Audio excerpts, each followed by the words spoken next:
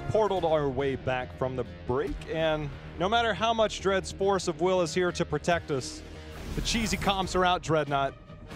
Not even the leyline seal could buy us enough time to be able to retreat from this. I mean, you just kind of, if you want to make things stop, you just kind of got to poly it in place, maybe sheep it a little. Lock it in a bone prison, call it a day, because that's what Octalysis is doing, man. It's just ridiculous. How is a Medivh Zul composition just bodying as hard as it is? And is there any way we get Medivh through the next draft? I think that out of everything we've asked throughout the series, that is the biggest question. Is there any world where No Tomorrow risks that after what happened in games 1 and 2? I mean, there were so many people in game number 1. They saw the Urael, they saw the Zul, and we thought Zul wouldn't be the main tank, but they looked at it like, are you really telling me this? Is this happening? It really is. But it's time for the next Battleground to see what type of drafts we might see. And that Battleground will be Cursed Hollow, picked up by No Tomorrow. So No Tomorrow, like, look, we're tired of this. We have something maybe up our own sleeves, maybe trying to play around this. We do know this is a map that does cater to Hanzo playstyle to maybe play around the bosses, which can counteract some more macro strategies because it forces the macro style teams to deal with other things on the map instead of just kind of creating their own tempo, their own pace. So for No Tomorrow, we'll see if they've got something that they can make happen, because right now they're down 0-2 in this series. Yeah, they need something. And normally I'd look at Cursed Hollow as like that's a Battleground where I think some of the strengths versus the weaknesses of the opponent's side, but because Medivh has been such a big element of this draft, I automatically go Cursed Hollow is one of the better Medivh maps. So No Tomorrow, hopefully, has obviously, you know, either got a ban on the Medivh or, again, intend to be able to pick it up for themselves, because I feel like it removes a lot of those strengths. We saw even on a map like Dragonshire, where you wouldn't expect the advantages to be at the spikes where we got from Octalysis, they were able to find that. So I go, normally, Cursed Hollow is not going to build that very aggressive pacing, suddenly it gets out of control, but with No Tomorrow not being able to identify the tools fast enough, it seems like I'm not confident that I could say that here, even for Cursed Hollow. I am curious. I mean, Octalysis sit in at 1 and 2 currently on this Battleground. It was something earlier in the year. We did see different strategies from them. It goes back to before some of the changes, most notably the Lightning Bond change, but it was Rhaegar and Greymane. They would just dance around the map, grab a camp, push a lane, and start to take away. But that was also during the days where the fort walls had more experience. Those fort towers were worth far more. So now they're worth significantly less. So that type of playstyle, not necessarily catered to as much, but we do know they have innovated on this Battleground before and just forced you to dance their dance to their tune. Yeah, and it's a really good point that you kind of bring up is the transfer of the ways that Cursed Hollow is played, depending on really where all the experience can be gained on the Battleground itself. And I feel like now that the changes have come in and so much relies on the back end, I was talking to you about this a little bit yesterday on the ride home, is that the game, in my opinion, has shifted a lot to way back like alpha levels when I played, where the tri-laning is the most dominant way to be able to play the game because of it's in the long run you need the fort to be able to get the experience. Cursed Hollow is the hardest Battleground. If you struggle in a 1-3-1 and you guess you do not have the winning 3 against your opponent and you guess wrong, you are absolutely losing way more than your opponent. Even when you try and stop the bleeding respawn, you have to trade into them. But the problem is when you trade into them, more often than not, they're gaining advantages in the boss control lane and where you're losing, right? And it creates this very weird mind game. So what I'm trying to highlight is that even though we haven't seen it come to light too much within Cursed Hollow, I think as time goes on, the 1-1-3 and more importantly, that really oppressive tri-lane is going to be a very common go-to strategy. Hammer is one of the heroes that's really good at making that a thing, which is why it's probably going to get banned out. But Medivh is another one that doesn't play to that play style, but he plays to bullying in the rotations. He actually struggles within the 1-3-1 effectively. So it'll be cool to see, you know, if No Tomorrow wants to put high emphasis onto that, because I think it would be in their best interest. A little bit less on the all rotate, pick up a tribute, and far more focus on going, all right, they expect us to tri-lane bot, we're going to tri-lane top, and then look to be really, really problematic in rotations, and then feigning rotations to the tribute. We know that No Tomorrow and Octalysis have favored Abathur at times. Abathur let through Medivh, most notably here banned by No Tomorrow, not letting that type of strategy through. Dahaka was banned, which makes me wonder, Octalysis, you take away Dahaka sometimes so you get more of an advantage out of the Abathur. One thing that No Tomorrow does have is fine Falstad player NJ Shrite. It's things that he used to take to the large international events when he was still playing in Brazil for the LATAM teams, and it was the Falstad. I remember him trying to lead the way on the Falstad, so they could always flex over to that if they feel a global is needed. And the early game pressure that I was talking about with the 1-3-1 1v1 is only amplified against an Abathur composition. Abathur absolutely struggles against early game split pressure that you're able to apply onto the battleground because the front walls do not hold as much as they used to. It's not as easy to counter him, but it puts more into, again, the consistent tri-lane pressure. But a Diablo, not very good at a 1-3-1. Actually, probably one of the worst warriors you can have in a 1-3-1. And Hanzo, not the best siege either. So this feels like No Tomorrow is very much going that direction and far more to teamfight. Octalysis ran an Abathur Valera composition before. We're going to see Yrel with a Thrall. Could be a heavy melee. We know that Thrall has been flexed onto before. And there is something out there. I brought this up a long time ago. Justin is a main tank. He's main tanked during all of his competitive days, except for when he really burst onto the scene. The one hero he used to main, Abathur. He always likes to, he's like, please tell everybody. He's like, did you tell him how many games I had? Whenever I tell him, hey, you know, I told him about the Abathur thing. He used to be an Abathur man. He's like, did you tell him how many games I had? I said, no. He's like, you got to tell him. He's got his main account, 420 games on Abathur. He's left it untouched, and he only plays it on his tournament account now. I just did it because he always asked me to, so it could always be Justin on Abathur. Always could be. Who knows here? Now that we got the tournament account online, can't ruin that perfect record he's got there. Maiev was the ban in the third ban here for No Tomorrow. Interesting considering their composition does seem to be catering more to that skirmishing and not so much that macro pressure, whereas if Octalysis would pick up the Maiev for themselves, it very much would make their approach very focused on matching them there. And again, I think there is going to be an error here or a hole within the composition on the early game pressure that No Tomorrow is going to want against this Abathur. Raynor will help a little bit when it comes to that. And the support here is Whitemane. Not too shabby when looking at the tri-lane. So one of the reasons I brought up the Valera is because Hanzo's vision has been nerfed quite a bit. The range and the duration, obviously, or not the range, but the radius and the duration has been changed a lot. So Valera can come into this composition. An Abathur Valera post-level 7 especially, if you're out alone, you're probably dead. You know what playstyle does really well against gank roaming squads? Sylvanas. Well, yeah, because of the tri-lane split pressure you put out is so difficult that you have to answer that lane. See, that's why at this point there's no recovery for No Tomorrow, but that's what I was trying to talk about the entirety of this way is, number one, Abathur is weak against that playstyle. The map caters to that playstyle overall, and the Valera ganking squad, if you do not match into the Valera and match the rotations again for that team fight, and you just go, we have a better tri-lane, we're gaining more out of these first two tributes than you ever are going to, I never have to be worried about being out alone. Now, I do have to address that team fight, which means I have to move through the fog, which is going to be a Valera just sitting there with a hat going like, please walk by the shrub. And I just can't, I cannot talk about it enough. If there was a bit more emphasis into that, I feel like it would have been able to drastically help No Tomorrow in this. And now they're a double warrior, double backline with an offensive support that is absolutely going to constantly have to 5-man rotate and match the trade. And to be honest, I'm not sure they win the team fight. They did pick up the Arthas, which does do well against melee auto attacks. Obviously, that's stacking slow and auto attack slow that he does have around his ability. And we look at the composition, that is full melee on the side of Octalysis. By the way, it is Justin on Thrall, so Thrall main tank this time. It's going to be Draded on the Abathur. A change up in that regard, but still a unique full melee composition. I do wonder how much we'll see maybe the death ball potential of Octalysis to just push down the lane and things of that nature. And there's only one way to find out exactly how that does play out, Dreadnought. That's to go into game number 3. Let's get it. There is, I'm just going to say it. There is an opportunity in this game. I think that's going to bring to light between the Hanzo control and the lack of macro that I expect No Tomorrow have in this game. There may be a situation, J-How, where I would like to see them actually go with the Syndragosa and look to double boss control with the Hanzo racing capabilities and use the Syndra to make sure it's a Sylvanas split push to gain a lot of value out of the objective and then really be oppressive without much control there. I know Syndragosa is a rare word, especially because she got nerfed randomly with no reason whatsoever forever ago. But it's just, I don't see a double melee, even in this situation, able to hold its own, because the difference between Octalysis and No Tomorrow is No Tomorrow has to take those trades.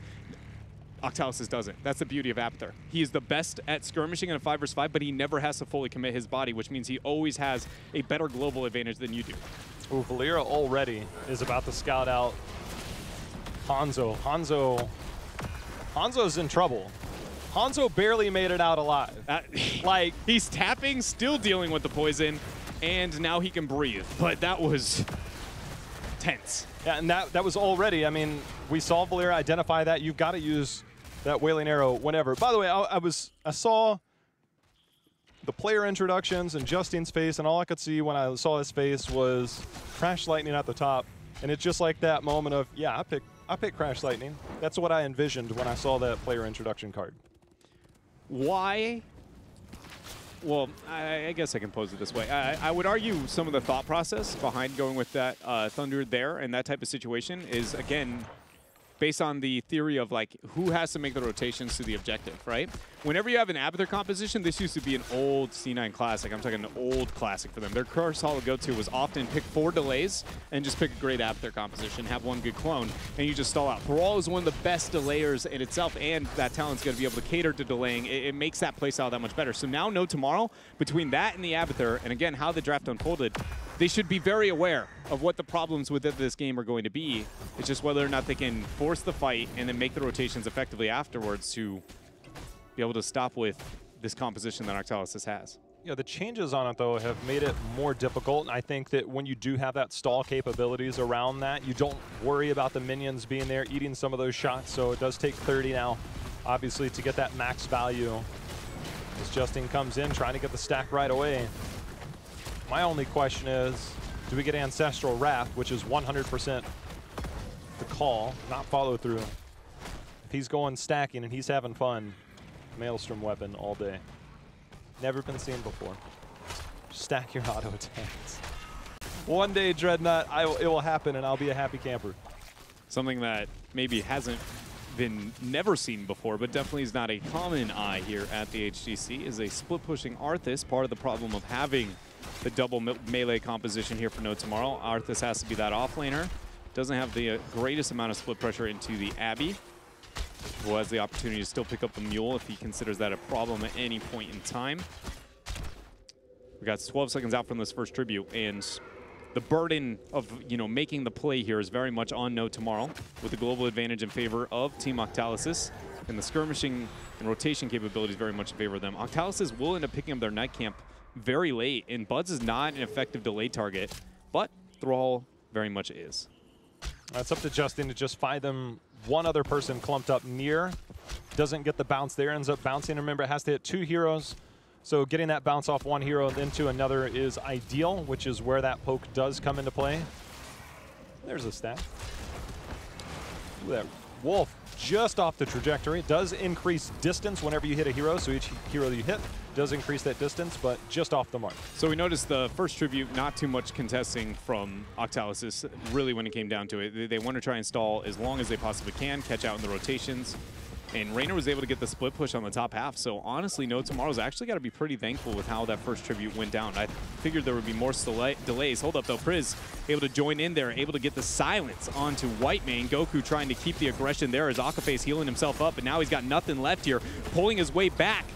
Healing up once more. Casanova with that shove. The silence comes in. Prismat needs one more hat if he's going to be able to get the kill, but he's unable to do so. Gets the shield. Oh, my. Jin kites away, but they actually keep themselves alive in that quarrel, and I can't help but feel like that's exactly what an Abathur Valera composition wanted. That's a great sign here for No Tomorrow. It's a lot easier at level 7 if obviously you have to be on top of them. Whitemane actually had a very decent disengage there. You get bonus damage, but you get shorter range here. So Valera definitely more powerful in the shorter term impact, and as long as you can stay on that target, that's where the Arthas comes in. If you get one extra step away from that and you get just out of that Q range, then it is much more difficult for Valera to get that kill. And that was so, again, I've seen so many Whitemane games where I'm like, all right, somebody's dead. All right, somehow they're still alive. All right, somehow they're still alive. Like, that's how I see Whitemane games going, as Akaface escaping the clutches of death. But Tomorrow, in the downtime, did end up picking up their Giants, sending that up towards top. Giants are going to be matched by Team Octalysis, but with the tribute spawning down below, it's definitely an advantage for No Tomorrow. A big silver lining that they still want here in the early stages against the Abathur composition anytime they can get that offlane pressure. I was going to pose that there is a counterplay available for No Tomorrow when these tributes spawn, because more often than not, you can expect the Valera to go to the offlane to look for a gank in the rotation, and you just wait for her to show up and actually just gank the Valera, much like you would see like in these type of situations. Yeah. Not going to get the full initiation. Justin comes over, continues to stack, sitting at 9 stacks currently. Hanzo, his much easier to complete. Not there yet, only 13 stacks, but looking for opportunities to continue to hit those scatter arrows. Channel started. Lightning not making it back. Another tribute here for No Tomorrow. Experience, though, not too heavily into their favor. Abathur was able to deal with the Giants pretty effectively on top. The Giants still a problem down below. Good flank here. Ooh. Jin actually checking with the Howling Blast for the anchor rather than the possible team fight. Can't help but feel like there was maybe a gank opportunity there, but no matter what here, No Tomorrow with a pretty easy clear over the Giants, and it finds itself at dead even footing. But the biggest problem when looking at any game with Abathur is if you find yourself at even footing in the earlier stages, as Casanova just gets trapped into a corner there. I mean, that's 87 souls. Diablo, so it's not like he's super weak at this point, obviously not fully stacked. I don't know if there was any escape in that. Had that gone on any longer and level 10 was picked up, I imagine we'll see 7-sided strike, but curious if we'll get anything outside of that. And it is going to be 7-sided locked in right away. One of the worst feeling spells into Lightning Breath. Hold on, Shrite eats a 7-sided, only going to take 2 of those. As that natural agility gets him out. I was going to say Palm, just because even if you save a target, everybody else is dying to it. It just feels so bad. At least with 7, you're like, I can kill him and take no damage. You got self-sustain as well. I mean, obviously, Thrall can keep himself alive. Ancestral Wrath at level 7. Smoke Bomb, obviously, for Valeera. And speaking of Valeera, finds herself a Diablo. Oh, but maybe not the person she wants to find when she got Thompster there as well. Bit of a split fight. 2-man Howling Blast down below from Jin. Sundering yet to be thrown out. Justin questioning if he wants to use it here into this choke. He goes for a flank, expect a big one there. Akaface gonna get eaten by that lightning, thrown out once again. Is No Tomorrow here. Need to make something happen. Is Abathur getting that soak up on the top lane? Prismat flanks around, and No Tomorrow look to recollect here and tap. Look at him, just sharking. I know, I'm just sharking. I'm just waiting and watching. Here he comes, Akaface. There's no hat yet. It's much more difficult to get those instant blow-ups without a hat, as now we see the fight raging in, but here comes the Sunder. Jin, he's locked in. There's going to be the army out as well as the Lightning Breath. They're going to have a huge fight here, and the fact that they didn't actually get that first kill, Derated, the clone, will end up being the member dropping. Akaface will end up starting the channel, picking up what is going to be the curse. And it's very important that No Tomorrow gets a lot of value here out of this curse, because Abathur is still soaking and making stuff happen on other sides of the battleground to make sure that this is not going to get too much done. Getting distracted during a curse, one of the worst things you can do on Curtis Hall, and No Tomorrow now wasting no time. Start the siege here towards bottom. Yeah, they're going to grab the siege camp very, very quickly to try and deal with that push of the minion wave. Also buys them time, as you said. Abathur will try his best to deal with those with the minions in the top and mid lane. It does minimize a lot of damage. Also has Mule available. Shrite finds himself a Valeera. Again, that shorter dash range does leave you more vulnerable to follow up CC as Justin continues to stack 18 stacks on that Crash Lightning. The siege continues though for No Tomorrow throughout mid. Giants are negating the remainder of the curse on the bottom half. Abathur doing his best on top. So Octalysis here is pretty comfortable with what they've lost during this first curse, as it's only going to be 2 forts and a little bit of experience that Abathur will absolutely be able to help recover as this game moves on. Prismat still waiting there in case any member of No Tomorrow wants to leave the pack. It very much is a, you know, Valeera with a hat composition very much plays like any main predator in a National Geographic documentary. It's just waiting till the weak one walks away from the pack, and that's when she strikes. I always feel bad when somebody's walking up to a bush. You see like that elk walking near the water, and that alligator is actually just in the water right next to them. Yeah. That always makes me sad, and it makes me sad sometimes when I see it in our game. You're a lot softer on those type of topics than Nobody likes to see that. I mean, it's natural, right? But it's sad. Slam comes through from that boss.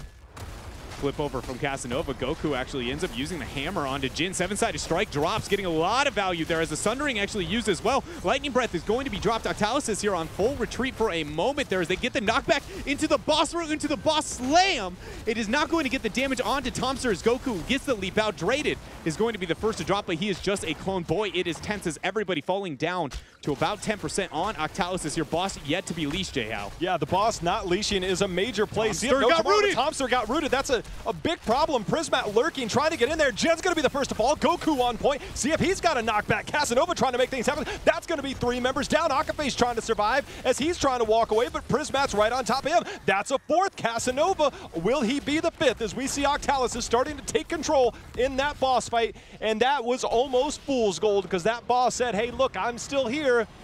No Tomorrow, they got punished. The start of that fight working so very well for No Tomorrow. The all-in commitment, the sundering, 7-sided strike being used as Arthas only falls low at the early initiation. That is exactly what you want with an Arthas. Then pop the Death Coil, use the Army of the Dead, restore back to normal, and just go, this fight is 100% ours. The problem was Octalysis got a full disengage, and No Tomorrow got greedy. Once those cooldowns were down, not considering the reinitiation capabilities.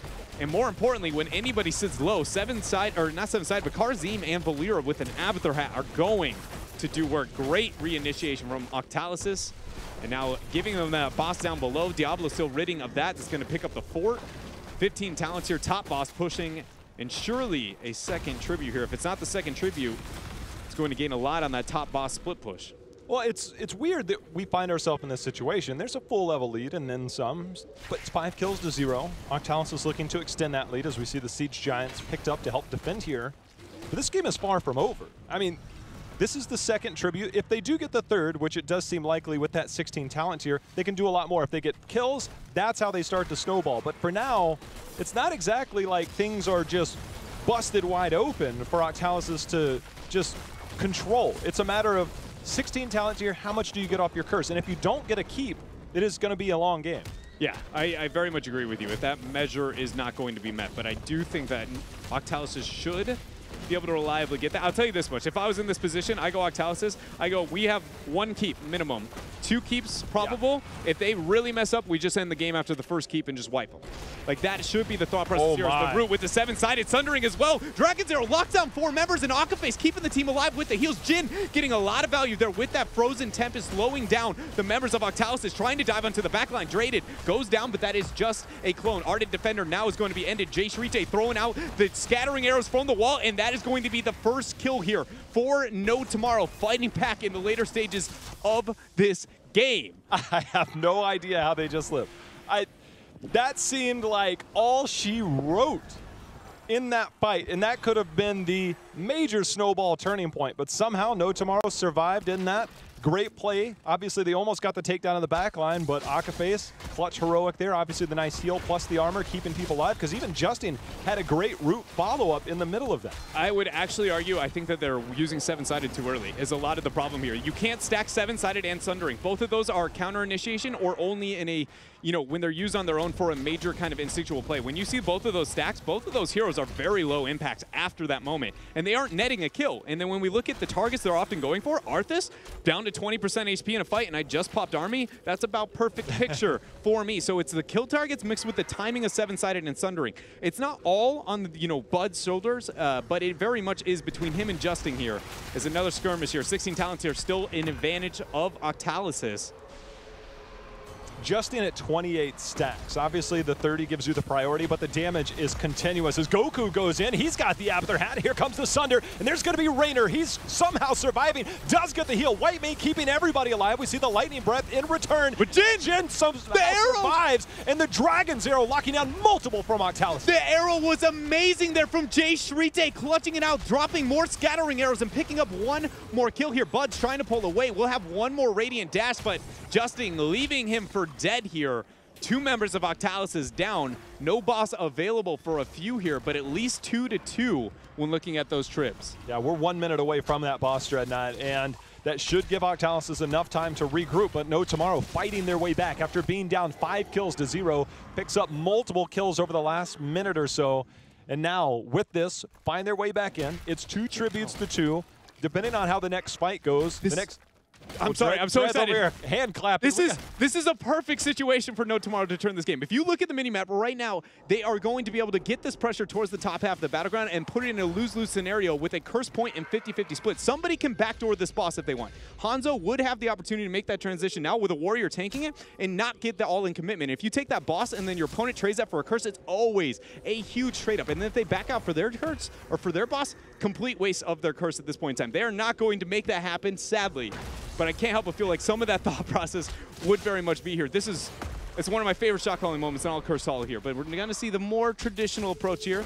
Is this curse point for both teams? Yeah, we'll see. Abathur obviously has significant value in these team fights. Siege Giants will be pushing the entire time bottom. There's going to be the silence on the bottom. Jin, will he be able to survive? He does. Another huge Dragon Arrow is going to land, but the 7-sided strike does complete the takedown onto Arth. This is Draded going in on that clone, trying to get that follow-up. Prismat on the flank as well. Lightning Breath is there, but Prismat comes in, trying to get the takedown. But he doesn't get the damage. He's going to be the one that falls. He doesn't get the damage. Akafe survives 4 for 4 here so far. These teams trying to make it happen here. Goku eats a full scattering arrow there from Jay Sharite.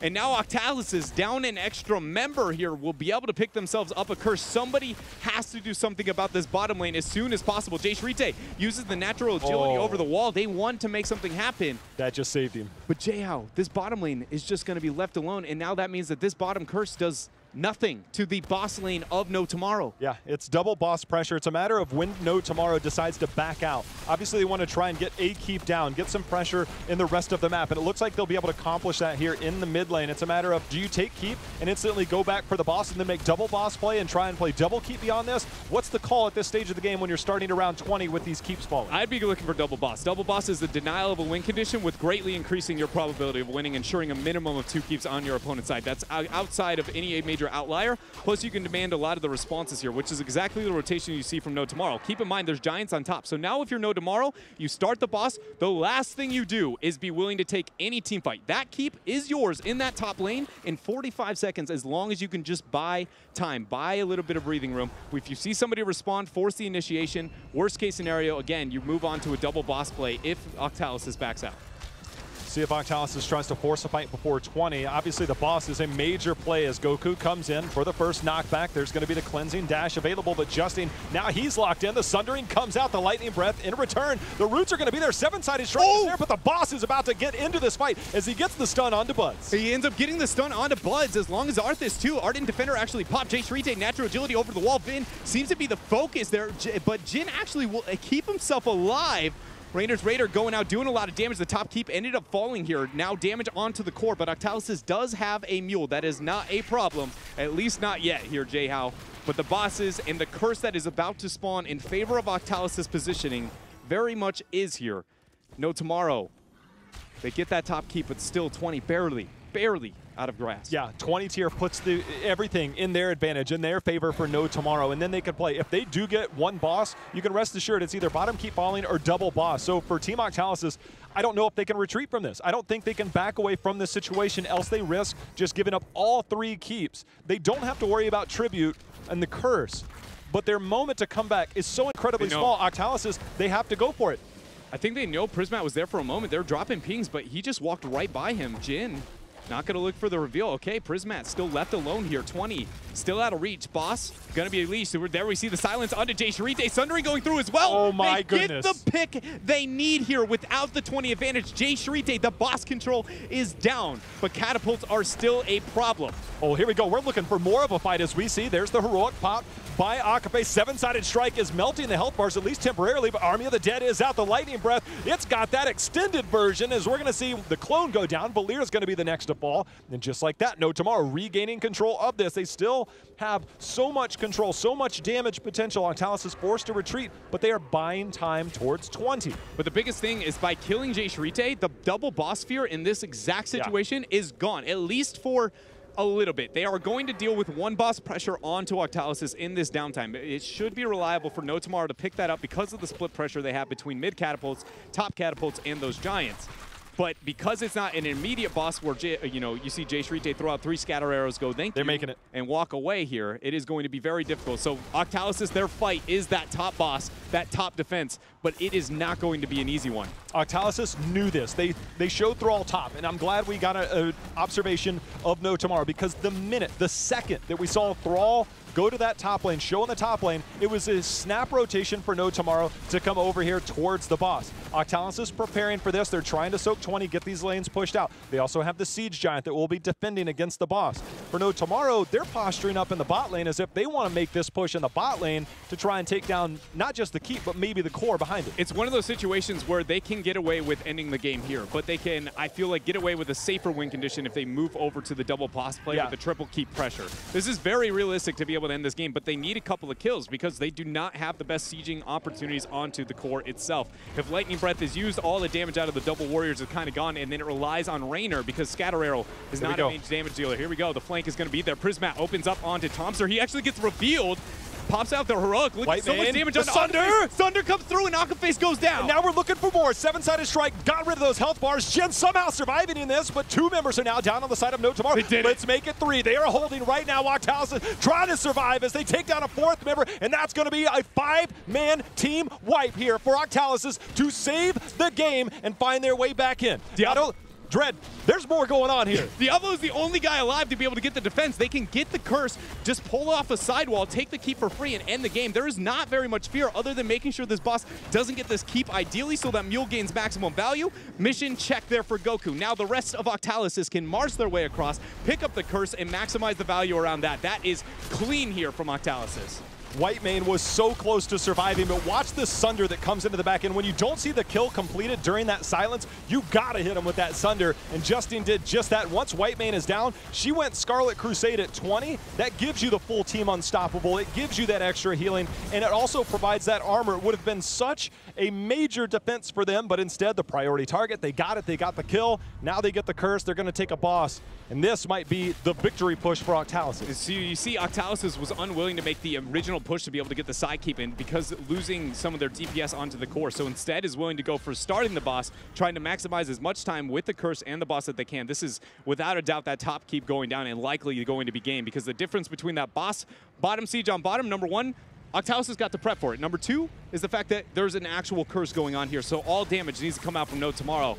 And I think Octalysis may have it in him to call this a GG here. There was a small little play, Abathur hat. Remember, all minions are reduced to 1 health. So Abathur, we saw on the minimap, that's the joy of seeing the new icon that we get for the hat, just cleared out that top lane by himself. It was the first one on the backside, then the second one, making sure that these minions start to mount up behind this. It's not just the boss, it's the minions. It's also going to be the Siege Giants here. Octalysis is still with 15 seconds on this. They need to get this. There's going to be the dive in by Prismat. No follow-up kill just yet, but Jin's going to be the target. Yeah, Goku taking a lot of pressure too. Ardent Defender along with the Sundering. A lot of cooldowns burning here for Octalysis, but their boss is still very healthy, Dreaded. The clone is not going to be able to make it back. Howling Blast lands onto Bud. Boss Slam goes down, forcing retreat for No Tomorrow, but now the boss making its march here to the core. No Tomorrow has to be able to move past if they want to extend the series and hold on. Casanova with the flip there onto Prismat. Boss Lab goes down. The Lightning Breath as well. Shielding on the core is already removed. Prismat gets the heals from Whitemane and actually will be able to heal himself up. And with only 1 member, 2 members of Octalysis, and they do it dropping here, 20%, 15%. Goku on core. Goku,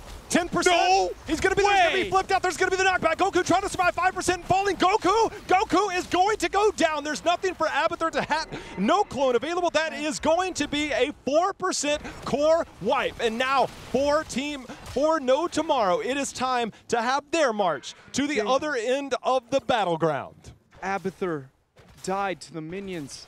He could have possibly shielded. I don't know if that exactly would have been 4%, but we need to go back and look at that because Abathur might have had enough damage with another hat rotation, but he died to the minions themselves or something here. Is he died before Yrel, he died before Valera. Maybe trying to get a slap.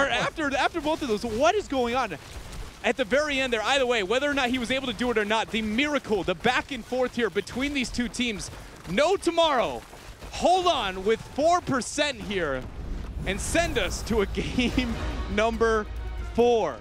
Well, if you were looking for excitement and entertainment, you have found it here in North America today because 2 Zul compositions where we had main tank Zul. Now we go into the Abathur Valera, the insane defense on the side of Octalysis, and then the insane defense back by No Tomorrow. Justine, by the way, 100k damage with that Crash Lightning, which was completed, of course.